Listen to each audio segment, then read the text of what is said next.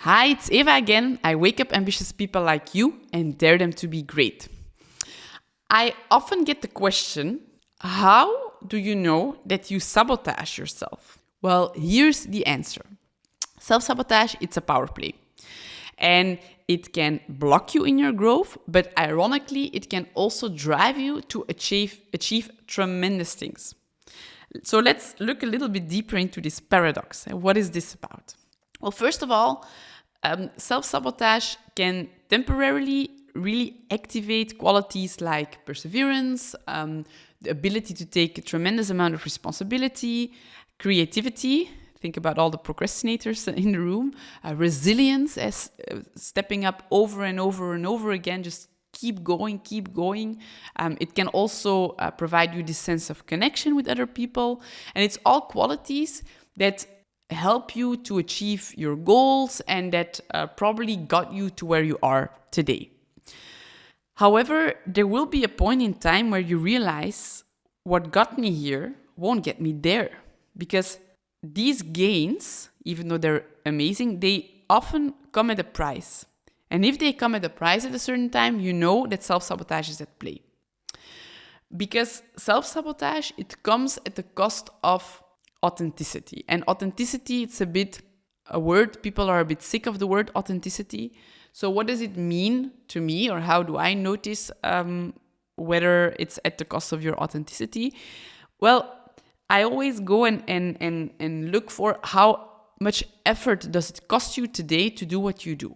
Is there a sense of effortlessness, of play, of fun energy, of drive? Or is it feeling like hard work? Does it leave you drained, unfulfilled, disconnected from yourself? Does the behavior always puts you up in your head, that you're only thinking, but never really feeling? Well, then you know that it's self-sabotage and that you've crossed this boundary of self-sabotage. And so it can really lead to feeling stress all the time, and it can also damage your relationships at a certain point. And so how come that it can have benefits on the short term, but then also all these negative effects on the long term? And that's because self-sabotage, you go to 3 phases. And self-sabotage as such is not a problem. I mean, it's good that you're able to change your behavior, and it's good that you can use some of these strategies. And so it comes at these 3 phases, and let me explain to you what these phases are.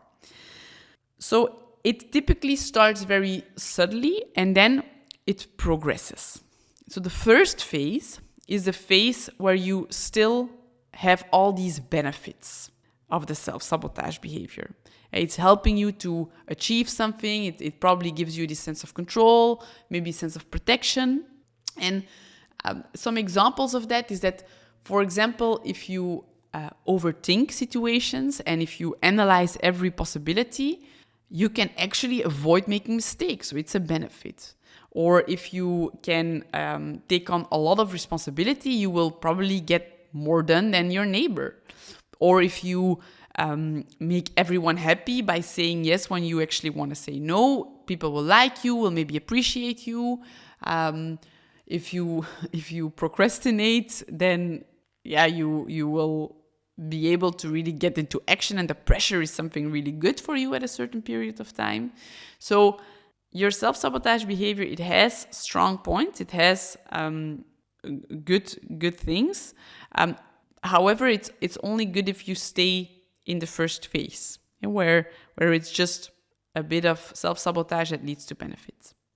However, then there's a second phase. And the second phase, this is the phase, I call it the annoyance phase. Like this annoying fly or this annoying mosquito that's there. Like, it's not killing you, it's not changing your day, but it's annoying. You just want it to go away. And so it feels like something's off. You can't really put your finger to it. You know it's not ideal. You actually want the mosquito to go away, but you don't really know how to get it away or what alternatives would be better than what you're doing today. And so the benefits still seem worth it, but you already start to feel a bit annoyed. And so the overthinker will maybe feel really exhausted from analyzing anything, but at the same time, the overthinker will maybe also not want to risk making mistakes or making the wrong decision, so it will keep on overthinking. And the person that takes a lot of responsibility will maybe feel overwhelmed and resentful because they have to keep all the balls in the air and no one is taking their responsibility. But at the same time, they will think, yeah, but I need to keep on going because people depend on me, and they don't see how they can stop taking the responsibility of everyone else without everything falling apart. It's very typical. What else? A people pleaser, they will maybe feel like they're used or being taken advantage of from time to time, but at the same time, they also don't want to let anyone down. So the annoyance phase is where you notice, okay, but something is off, but I just, is it worth it to change, or what will be the impact? I don't know. I don't know if I can take that risk. That's really the annoyance phase. Or someone with imposter syndrome, this is the phase where they will realize, okay, but no matter how much I achieve, I will always feel like fraud, but I'm not going to tell anyone. I'm just going to keep doing whatever I'm doing and still feel like a fraud. And it's not ideal, but it's just the way that I know life is. So, all right, let's continue. This is the best phase to work on your self-sabotage, by the way, because there is already a bit of a pain. And it's a matter of guiding yourself or let yourself be guided so that you can really overcome the pains and keep the gains.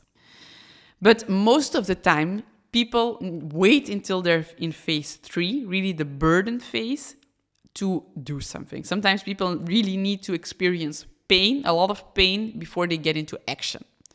And when you're in phase 3, things get serious. The self-sabotage really starts to affect your health, your relationships, your mental well-being, everything. And so, for example, someone that's always overthinking everything will have a constant anxiety. Maybe they will have insomnia. Maybe they will have really strains on their relationships,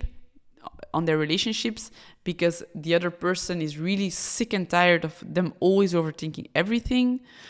Someone that takes a lot of responsibility maybe will get burnout or a physical illness, or really get something in their back.